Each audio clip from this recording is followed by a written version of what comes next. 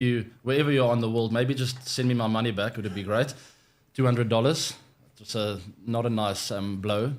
I know the banking system. Well, my bank is actually trying to help me out to get the money back.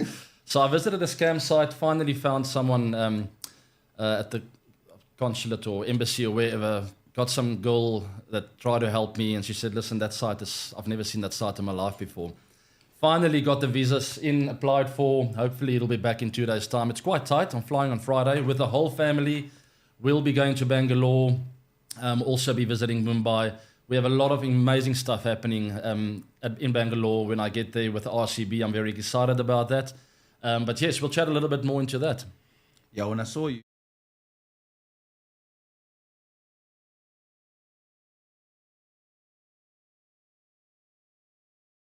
Besides that, you said you've been playing a bit of golf and actually playing it quite well, actually.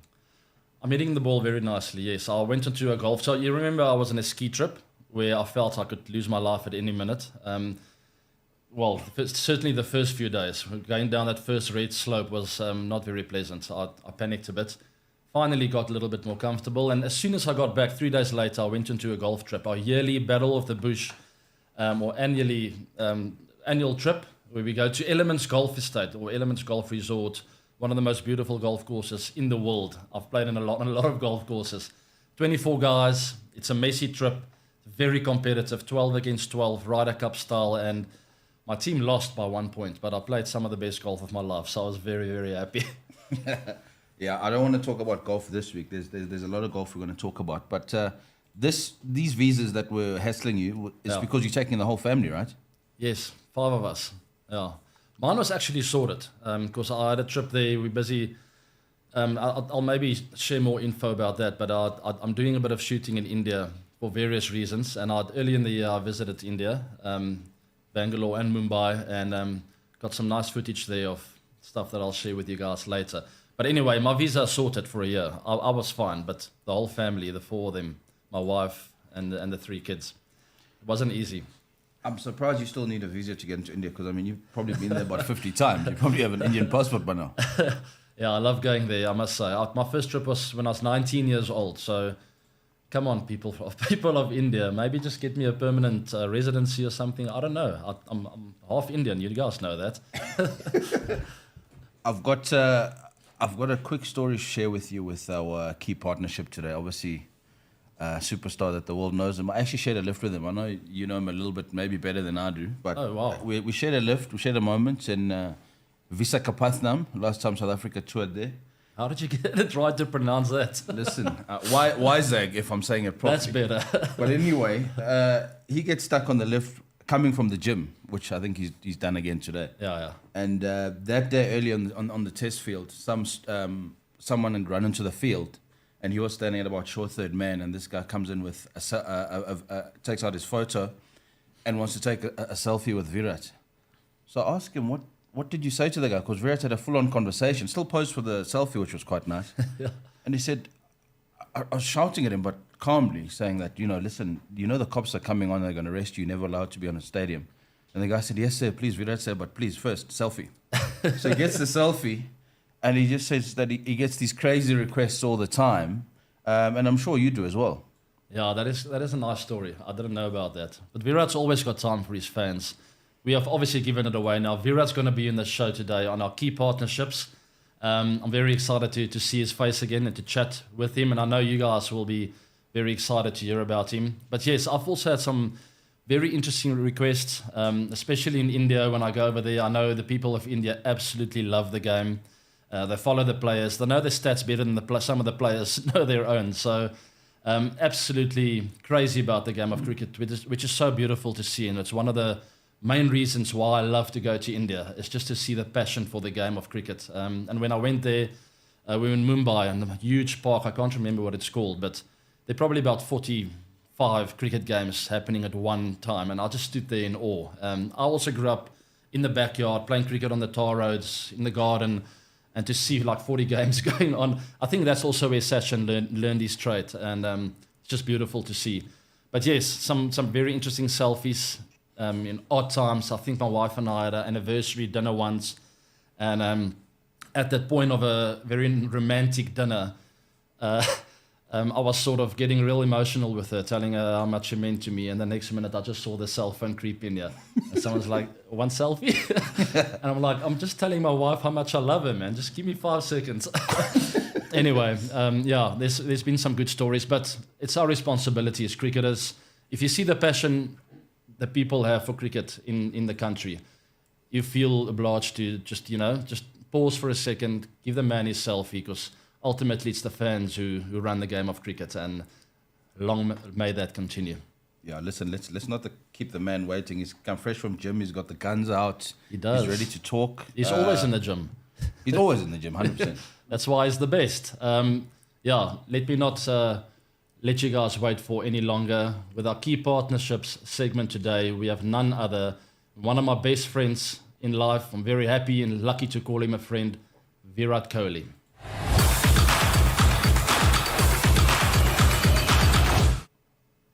There he is. There he is. How's it, Biscuit? Lekker, lekker, lekker. How you doing?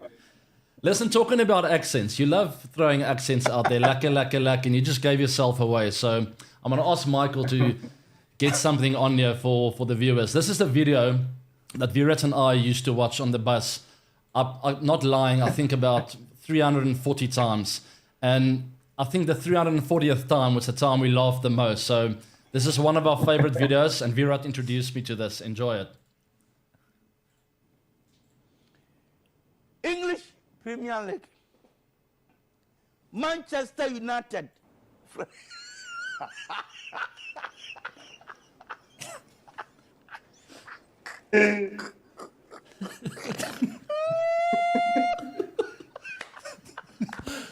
I can't deal with this guy.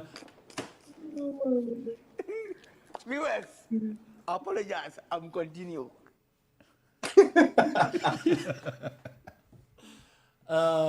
We didn't get any names out there, but this guy's an absolute legend, and his pronunciation of some of the English Premier League football teams are quite unique. I don't know, Virat, you want to try Sheffield Wednesday or something for us, maybe?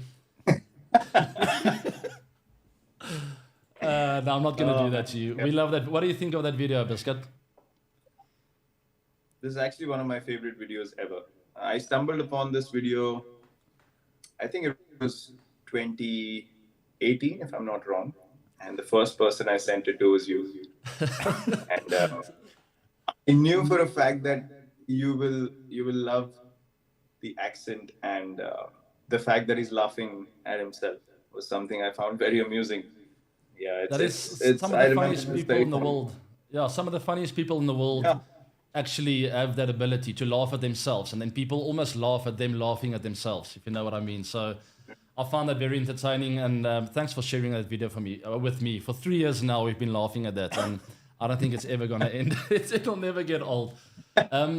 Biscuit, just something a bit more personal, something I've never asked you. Your very first meeting with your beautiful wife. You know, when you meet the right one, there's those nerves and the adrenaline starts rushing. I don't know if you've ever shared it with me, but that very first meeting, how did it go? How did you do it? And did it go well, or did she go like, no, give me a year or so, I just want to check this out first? Oh, well, I've never spoken to you about this. I mentioned it a few other places. I've been asked this before. I remember this was 2013. I had just been named captain on the tour to Zimbabwe, and I was very excited and looking forward to the tour. And my manager called me one day on the tour, and he's like, "Oh, this commercial opportunity has come up, and you're gonna do this ad." I was like, "Yeah, cool, sounds great." And he's like, "You're gonna shoot it with Anushka Sharma," and she was a well-established and one of the top actors already in India. And as soon as I heard that, I started shivering. I was like, "How the hell am I gonna do this ad with her? She's a proper actor." I was so nervous. And then the tour went on. Managed to get to Mumbai. Came to shoot. I remember I was so tense before walking on the set. It's like, how the hell am I gonna say hi to her? What am I gonna say? I was completely out of it. And out of my nervousness, I didn't realize how tall she was. So out of my nervousness, I was on set, I think 5 minutes before her. So I was just standing there and she walked in and I was like, what am I going to say? What am I going to say? And the first thing I told her was, she was wearing a decent, decent high heel. It Like a wasn't too wedge. high. Like someone would have told her that he's going to look like a dwarf in front of you. So just make sure that your heels are not too high. So the first thing I told her when I saw her heels was, didn't you get anything higher to wear? And she's like, excuse me? I was like, oh my God, I messed up so bad. I was so nervous for 2 days. But then the shoot went on, and I kind of figured out along that whole day that she's actually a very normal person. And then when we got talking, our backgrounds were pretty similar. So we could So- connect on the same experiences, the same things that a usual middle class household would experience. So we really connected on those experiences, and from there on we became friends, and then gradually we started dating. It wasn't like we just started dating immediately. We spoke for a long time. We met a few times here and there, and then over a decent period of time we started dating. Actually, I thought I was dating her already. So so we had hung out for a few months, and then one day I remember I sent her a message. When I used to be single, I would do this and that and this. And she's like, what do you mean used to be? Like, I didn't know you were dating. I had already decided in my mind and heart that we were dating. So that was again a little awkward. But then eventually she was like, this is a decent guy. And yeah, we got to. You're a bit more than a decent guy. But there you have it, people. So if you're a little bit nervous and you don't know how to get a girl, just tell her to wear high heels. And apparently that works. It's amazing. No, Virat, I must say that the two of you are a beautiful couple, and you certainly like the same things. And that's always a good start. If you can be friends with someone you like, it's always a good sign of something that's going to work for longer than just a week or two, which some of us have been through in our earlier days. Like, couldn't really keep a girl for longer because they weren't our friends. So there's the secret, people. Basically, we're going to move on to something a bit more serious. Zams, you want to take it away? Yeah, Virat, how's it? Firstly, long time since we shared that lift in Waisak. I just wanted to go back to your century in the Test series, which obviously had been a while since your last one, 3 years, and it looked like you enjoyed it a hell of a lot that moment. I enjoyed it.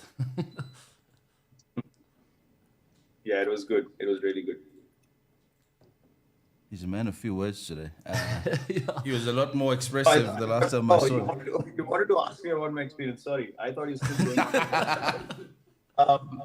Yeah, it was. Look, me and AB have been in touch for a while, and he knows how much I value Test cricket. Even though I had performed in T20s again, I had scored ODI centuries and all that stuff. I always felt like white ball cricket for me was more or less a thing where if you just go into the right frame of mind on a particular day or for a certain amount of time in the game, then you can kind of get over the hurdles and you won't be challenged all day. But even to get a test on a wicket that is not offering too much to the bowlers, you still have to bat for 6, 7, 8 hours sometimes because they are that patient with their fields and they could go defensive. It's just testing you constantly, and that's something that I've always cherished as a cricketer, to be in those situations, to be tested consistently. I was getting decent scores, but if you ask me, was I happy with what I was doing? I wasn't, because I pride myself in performing for my team to the best of my abilities, and I certainly wasn't doing that enough. So I wanted to score big runs. That's something that always propelled me. Whenever we played at home or away, I would take that up as a challenge, that I want to score runs everywhere so I can help my team. I was doing that to a certain extent, but not the same kind of impact I was having before. So when I got the 100 and I made it a big one, that gave me a sense of calmness and relaxation and excitement again. You kind of become comfortable with your space again, your game, your thinking, your heart's not racing as much when you go to the next practice session. So eventually that's the space you want to be in as a cricketer, and I think that particular 100 gave me all of those very grounding feelings back. Just from a cricketing perspective in life, I was pretty happy and pretty relaxed on the outside. But when you're playing, you want to be in that space as much as possible. Yeah, I couldn't agree more. Test cricket is certainly the ultimate form of the game. There's nothing better than walking off the field, having contributed with a big century or a good 50 at the right time under pressure to pull your team in the right direction. And after 5 days, you sit in the change room, you look your teammates in the eyes, and you just feel so grateful for what you have. You know, that's what Test cricket does to the players. And I know I'm sitting on the side now watching Test cricket. I have the same kind of appreciation for the format, and I hope you people do as well. It is the ultimate form of the game for the players. So long may that format continue. We're busy with the ODI series. It's 1-1, Virat. The pressure's on. We know the Aussies can be brutal on the field, and I'm not going to ask you who the nastiest Aussie is. I'm rather going to ask you, because we know the most competitive players are normally the nastiest. So who's the most competitive player in that team at the moment? Do they still have the same kind of aura and presence about them? You know, the IPL has changed quite a few. Oh. The cricket is still as competitive, but the wobbles and the sledging bit of it is not nasty anymore. It's become a game of a lot of mutual respect and admiration. Still, I mean, you know, you can very well say that they still have the same hunger when they see a situation you've played against them for so long. When they find, you know, they stick in that foot in the door, they'll make sure that they barge in with the whole group and take over.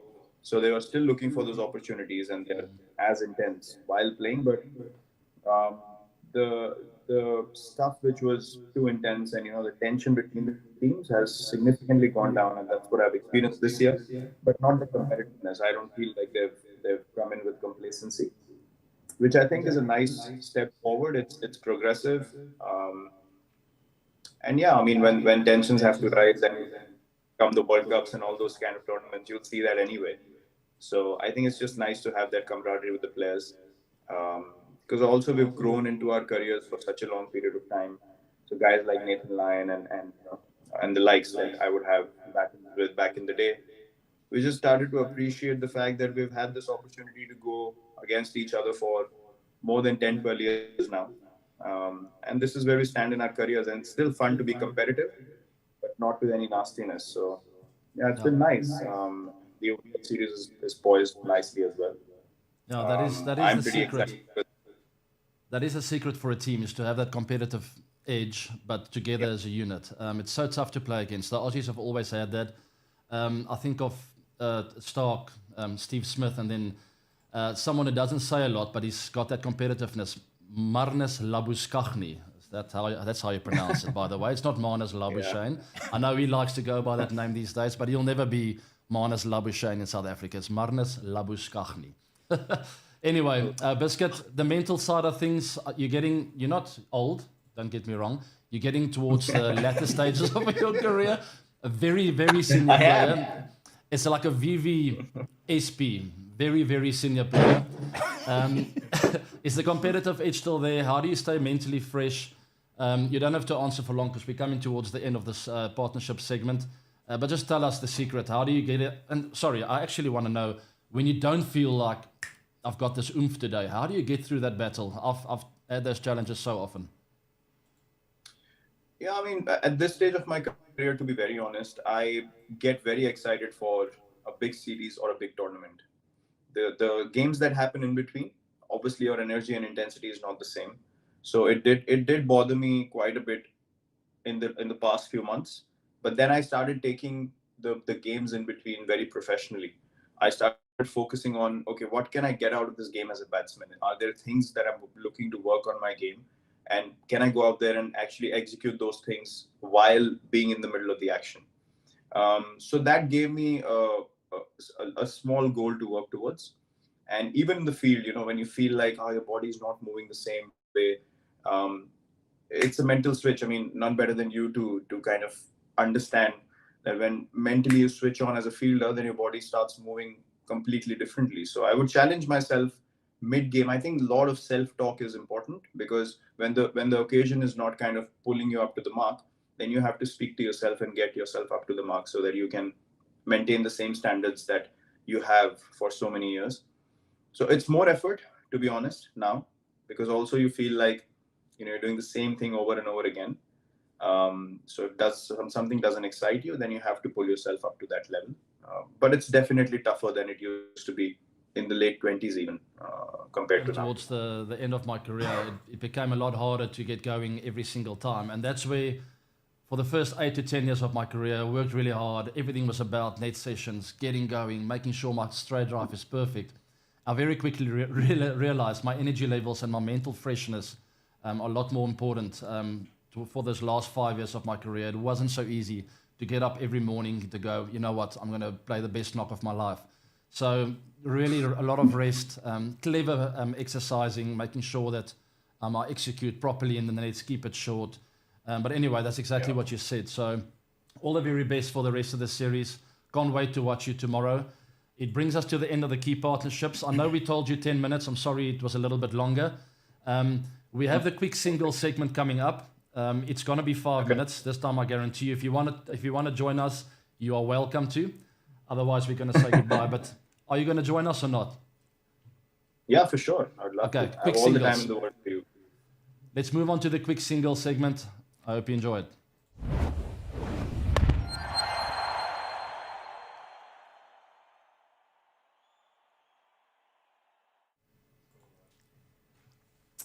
It wasn't 10 minutes because you were asking questions.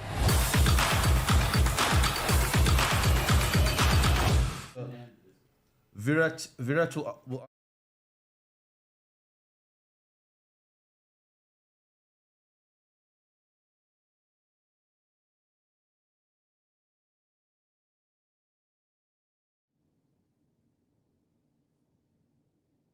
I couldn't hear that. I couldn't hear it at all. So in your career, who was the best runner between the wickets? And you can't say AB. Of course. It's not even a question. I mean, I've been asked this question before. AB has been by far the fastest I've run with between wickets. The only other guy I had so much coordination and understanding with was MS. Now, I don't know about the speeds matching between the wickets, but him and MS, I would not even have to call, and he can vouch for it. We hardly called for runs. You can't say Virat. I've never played with MS because he would have been right up my list as well. No, definitely Faf du Plessis. Cool. Next one, the best atmosphere you've ever experienced in your career. Virat? Myself. Atmosphere, it's a simple one for me. I felt like the IPL final in 2016 was a very special day. It was very, very intense. But above that, obviously, is the World Cup final of 2011 that we played in Mumbai. That was an unbelievable atmosphere. I've never experienced anything like that. Till 23rd October against Pakistan at the MCG with 94,000 people. That night was something else. It was more than a sporting experience, something that feels fresh even now when I just think about it. Awesome. AB, yours? Best atmosphere. It's a tough one because it makes me want to cry. 2015 Eden Park. We lost to New Zealand, but I remember sitting in the dungeon, or they call it the change room, but you're basically locked up in some prison cell at the bottom of the stadium. You can't see anything. You just have this little television screen. And we could hear the commentators going, the start of the semi-finals of the World Cup, and all of a sudden the crowd got so loud we couldn't hear the volume on the TV anymore when the first ball was bowled. So I was very lucky or happy that day that I wasn't Quinton de Kock or Hashim Amla facing the first ball. But I was in at number 4. I straight away went to the toilet. I all of a sudden felt like everything needs to come out from my mouth and my ears and everything. It was so nerve-wracking. But the minute, as every other game, the minute I crossed that boundary rope, I felt like, okay, I'm at home. I'm ready for this. I'm prepared. I've done this this is what I've prepared for my whole life. So Eden Park 2015. Sorry for the long question. And by the way, quick singles from next week onwards. We're going to have one raw egg here. If I can't answer the questions within, I would say 5 or 10 seconds, we'll still get the details ready for you guys. I'm going to have to, at the end of the segment, have a raw egg on air, live. Yeah, because you definitely run over time, but maybe it's Virat's fault. So It's let me Virat's move fault. quickly. You'd spoken about the best chirps I don't need you to tell us the chirp because it might not be for TV, but the person who ever gave you the most memorable chirp when you were out in the middle batting. I'll start with you, Virat, because obviously you're a very nice guy. You've never said anything on the field. But who's chirped you the best and you remembered it? The best chirp. I'll have to think about it. I don't think anyone's gotten me so bad yet. Oh my That's It's a word. challenge, eh? Okay. AB? Yeah, for me it's Zaire Khan. I batted at Kingsmead. I'll never forget this in my entire life. And we're playing India, obviously. And I was batting well. I was in good form, you know, seeing the ball well. And Sri Sant was still bowling at the time. We had this beautiful seam. But I was on top of him that day. I was like flicking through the leg side. I was in control, letting it go. And the final over before lunch, there was about 4 minutes left. And he had 3 balls to go. And I decided, you know what? It's time for us to go to lunch here. We don't want to lose another wicket. 3 balls. I've looked after the first one. I wasted time. I tied my shoelaces. 1 minute to go. Last ball. I walked away. Something in my eye. It was nasty. And boom, he nicked me off. So it felt like the whole world came down on top of my head. And I walked off. And the next minute, someone just ran past me. And it was Zaire Khan. And he looked at me in the eye and he said, "It's a funny old game, AB, isn't it?" So I'll never forget that. It's a funny old game. Every time I see Zach, I tell him that. It's a funny old game, man. Virat, when you see AB in India, please remind him what a quick single is because he's telling stories, which is the wrong segment. But anyway, both of you, just the answer. If you could name one bowler to bowl for your life, who would it be? Virat. One bowler to bowl for my life. Ooh, quick answer. God, he's putting me on the spot. We'll Okay, get that Dale raw Steyn. egg ready. Hey, you'd be in trouble. Dale eh? Steyn. Okay, let's put AB on the spot. You think about it for a second, Virat, because we are blindsiding you. I'll give him the secret now. Just go for someone abroad. You're not allowed to pick someone in your own country. Okay, so that helps. It makes it a bit easier. I'd say Muhammad Asif. Okay, that's not That guy with the new ball. Oh, headache. unplayable. Virat is still thinking. Dale Steyn. Oh, well done. Well done. That's not a bad call. Okay, we've got 2 more. You both love Test cricket, and one of the best occasions you can go to is MCG Boxing Day or a Lord's Test match. So if you had to choose which Test you'd play again for the rest of your life, which one would it be, MCG or Lord's? Virat first? Boxing Day, MCG. Oof. That's you said Boxing Day, but if I had to pick a ground with a packed stadium, Lords. Okay. And then final one, we started with the best, but who's the worst runner that you've ever run with between wickets, Virat? That's a controversial one. Cheteshwar Pujara. Shame, he means well. After I AB knew you were gonna answers, say. I'll tell you a story on it. After AB answers. I knew you were gonna say. But mine is controversial as well because it's the best run I've ever run with as well, which is Faf. But he's run me out like I think 7 times in my career. So Fafi, you're gonna have to. I know there are a lot of worse runners than him, but we've had some misunderstandings. Tell us the story, V. It was a Centurion Test match on the tour 2018, and actually I remember first innings I walked down into the dugout to sit because the stairs are never ending. So I came down. As soon as I sat on the seat, I heard celebrations, and I was just taking care of my stuff. And then I saw the replays on the big screen. Pujara plays the first ball to Wide Miron, and he runs off. I think it was Lungi, if I'm not wrong, at Wide Miron. Picks up the ball, one-hander, runs him out first innings. No worries. Okay, cool. The second innings, Parthiv Patel plays a ball wide of gully, and AB is running behind the ball. And after AB's picked up the ball, Pujara is called for the third run on his call, running to the danger end. When they showed the replays, there was no one on the screen. It was Quinny just taking the bails off. There was no one there. I was like, you've run yourself out in the first innings. How can you be so brave to take on the quickest man on the field and then not be seen in the frame when you're being run out? I was like, that has so been the funny. worst call I've seen in my life. Listen, my bud, thanks so much for your time. I really appreciate it. Zams, I think you enjoyed it as well. I hope your viewers enjoyed it. Having the great man, the genius, as I mentioned on my socials, none other than Virat Kohli. Biscuit, thank you so much, and all the very best tomorrow. Well, we will definitely be watching. I know the whole world will be watching. Enjoy every minute out there. Get that mind fresh and go take them down. Cheers. Thank you, guys. It's been a pleasure. Cheers, Biscuit. Cheers, Virat. Alrighty, that's the end of Quick Singles. That's the end of our good friend Virat Kohli. We now move on to our final segment of the show, of the 360 show. And remember to hit that subscribe button, like the video if you've enjoyed it, and notify yourself, or hit the notification button to make sure you don't miss one of these episodes. Our next and final segment is the Fair Play.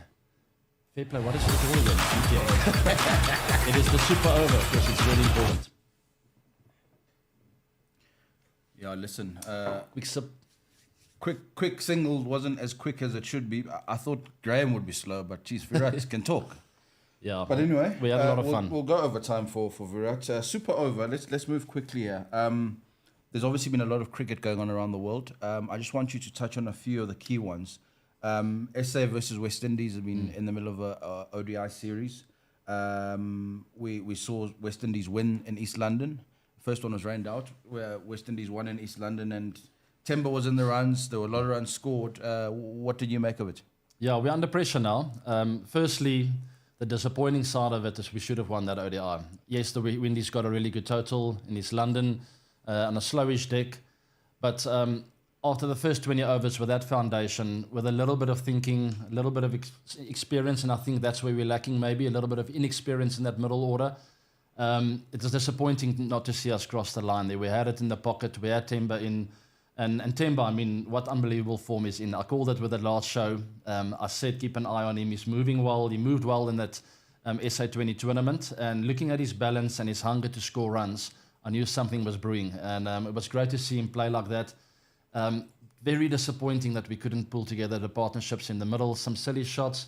And that's not criticizing me having a go. I've been in that boat many times in my life before. I've made those mistakes. But this ODI side now needs to start doing that. Find a way to get those partnerships together. Every innings, one or two guys will come off.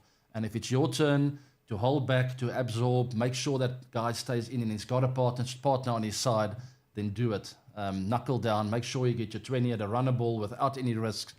That was the disappointing side of it. We're under pressure now. We need to save the series. I still think it's a great ODI team that's of ours, and hopefully they can pull it together for that final one.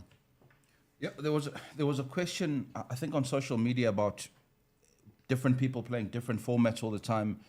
You had to balance 3 formats at one time. Is it easy to switch from playing Test one week to playing T20s the next and then ODIs, or is it just see ball, hit ball? It's not so hard. It's a mental thing. It's got nothing to do with your technique. Timba's not going to bat differently in a T20 than in a Test match. I can tell you now, his technique will be exactly the same. Obviously, you don't have as many balls in T20s, and maybe you'll try 1 or 2 shots more. But the basics stay the same. The foundation stays the same. And I never found it hard or difficult, only from a mental point of view. That's the tough thing. You just gave in everything you have in a Test series. You scored the winning runs maybe. Maybe you lost and you were disappointed. And boom, 3 days later, you find yourself in an ODI. And you've got to get going again. Mentally reset. Prepare the same way, make sure the energy levels are good, and you go. That's the tough part, to jump around. It's just from a mental point of view. But if you manage yourself well, not too much time in the gym, not too much time in the net, if it's a quick turnaround, but rather do quality stuff, you'll be ready for that format. Yeah, we promised on the last show that we're going to touch on the women's IPL, but we want to do it properly. And obviously Virat surprised us by making himself available, so the order changed a bit. But let's talk about... There is a lot of cricket going on. As you look forward to 2023 World Cup and the way guys are stacking up, we saw India and Australia playing. They won all in that series. They too are obviously of the favourites to win that World Cup later in the year in India. Yeah, and sorry for not mentioning the Women's Premier League. We wanted to touch base with Virat about that, and we forgot. But anyway, very exciting what's happening there. You see the Mumbai Indians playing really good cricket, but lost last night to the Delhi Daredevils. A bit of a thrashing, so they would have come down back to earth now. But it's great to watch the Women's Premier League. Only 5 teams. I would like to see that increase in the years to come. I know there would be a good reason for that. But it's great to watch the girls play so well, and it's very entertaining cricket. To the World Cup, yes, India, Australia certainly favourites. But there will be a few teams that have got something to say about that. I think about England. We've seen how well they've performed in World Cups. Won the last one, obviously, and they have a lot of players in the IPL always performing well. The Butlers, Stokes, you name it. There's lots of them. Moeen Ali. The list goes on. Really good players, very experienced. They'll have something to say about it. And then Pakistan, who got very close in that last World Cup. They know the subcontinent well. And playing in India, there will be a bit more juice for them to get firing, So lots to play for. Let's not throw away South Africa. We're a talented team. Yes, definitely not the favourites. But let's see. I think there's enough talent and skill in the South African and the Protea team to go all the way. Yeah, obviously, IPL experience is going to count for a lot because you're familiar with those crowds in India. Somebody who a lot of people think is going to have a factor is David Warner, who's obviously also back in the IPL now. What do you make of him, where he is in terms of his cricket and how big an impact, not just in the IPL, but the World Cup later this year? Yeah, look, I'm going to say something now that I know he's not going to take personally because he knows that I'm an honest man. And it's not criticizing. I've never seen him as a captain. And I've never played under him. I've always seen him as a guy next to me, friends, playing together. We play together at Delhi Daredevils. We've played against each other often. He's always this fiery character. My ideal captain has always been someone like a Graham Smith, calm, composed, studies the game, makes very calm and composed decisions. I've never seen Davey like that, but that doesn't mean that's the only kind of captain that works. Obviously, David must have a lot of leadership qualities. I actually also do know that he's got that. He can lead by example. But when it comes to calm, composure, obviously he's got that. If the Aussies rate him if the IPL rates him as the captain, he's probably going to do a good job, and he's done something good that they've seen in him. So I want to wish him all the very best. It's great to see him back into that position. One thing you will not be lacking is energy. He runs from the front, and if his team can follow, and if he can make some calm decisions under pressure, they're going to have a good chance. Yeah, that India, that tour to India of Australia has had a lot of talking points. We saw Michael Clark talking about whether or not Warner should be playing ahead of Head if they're picking horses for courses. A lot of talking points for a big series. What did you make of that statement? That's a very interesting topic that's going around the world at the moment. You see the England team doing it, the Aussies. The Indian team haven't really pushed as hard at this, and they call it horses for courses. Really changing up big time for different conditions. You see Stuart Broad and Jimmy Anderson not featuring in a lot of Test series, and when it suits them, they're back in. Same with Michael Clark's comments now. So he was saying, if you go horses for courses, Travis Head missed out on that first Test match because they say he's not good in the subcontinent. Cool, fair enough, he says, but then in the Ashes, David Warner's record is not good in the UK. So he says, if you want to go horses for courses, David Warner shouldn't be in that lineup, which is a very interesting point. I would also always have David Warner in my team. He's a match winner, but he's got a very interesting point. If you want to go with that, then you've got to be consistent with it. I would like to hear your comments about it. It's a very interesting topic. A lot of teams out there are starting to do that. Is that the future? Is it the right thing to do? And do you stay then consistent with it? Because you can't then chop and change as you wish. Yeah, look. But just to wrap up, because we are drastically over time, but I'm sure our fans are not complaining.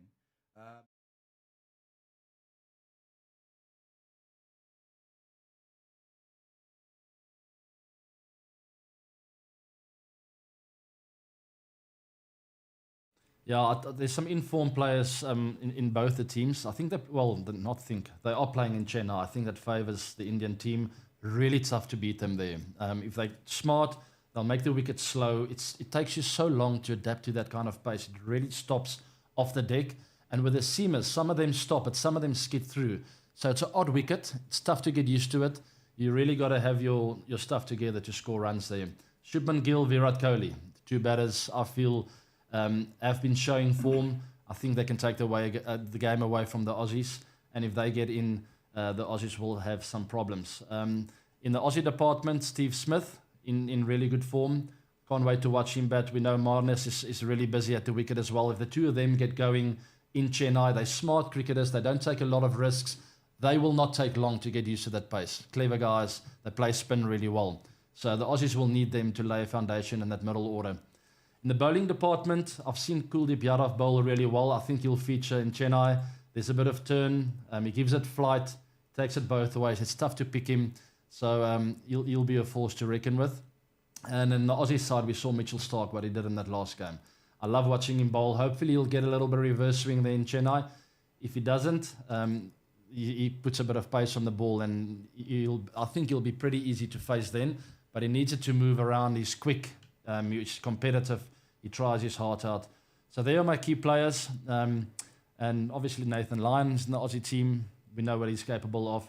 Those are my key players. Let's see what happens. It's going to be a great finish or finale to the series. I do go with India because of the Chennai wicket and how well they play there. But never count the Aussies out. They're very competitive. But my pick's India. Let's see what happens. That's awesome.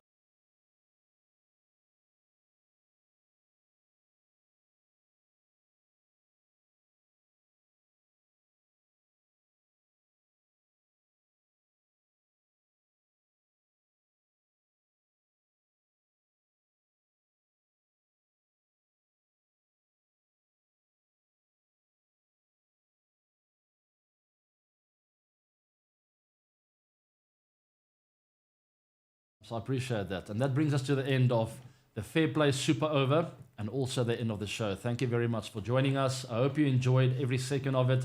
I certainly did. Zams did, the team did at the back. It was great to see Virat. He looks fresh and ready to roll. Personally for me, I had a couple of tough weeks. I'm fatigued. I'm tired. I hope you can't see it on the screen. But my message to you this week, when you're feeling down, there's always a tomorrow. Every day flips a golden coin. It gives you another opportunity to stand up, reset, settle down, make sure your goals are clear, and just go for it. Never, ever give up. Have a fantastic week, and I'll see you guys in 2 weeks from now on Tuesday, 9 a.m. South African time, 12:30 IST. This is the 360 show. Until next time. Enjoy India.